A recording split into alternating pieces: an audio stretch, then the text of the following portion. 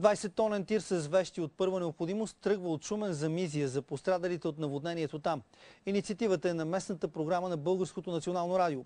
В началото на учебната година именно от шуменските учители започна и кампанията родителите да не купуват цветя за първи учебен ден, а да дарят средства за пострадалите. Телевизионните камери не могат да покажат истината за разрухата в Мизия след оттеглянето на водата.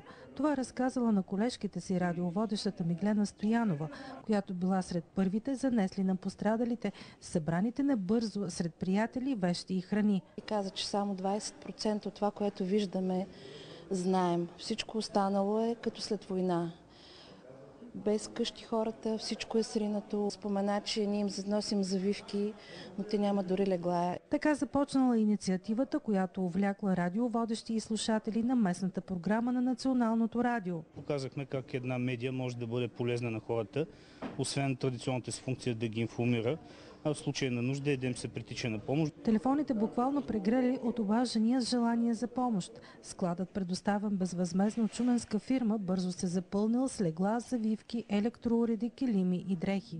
Много хора, въпреки кризата, въпреки трудното време, все пак са в състояние да отделят нещо от себе си, да дадат частица от себе си, само и само да помогнат. И аз мисля, че ако 28 области, всяка област направи по един такъв 20-тонен камион с мебели, електроуреди, които са страшно необходими сега за през зимата, в Мизия нещата ще бъдат решени. Помощта тръгва за Мизия утре. На място тя ще бъде разпределена от доброволните организации, а инициативата от Шумен остава отворена за подкрепа и от други градове.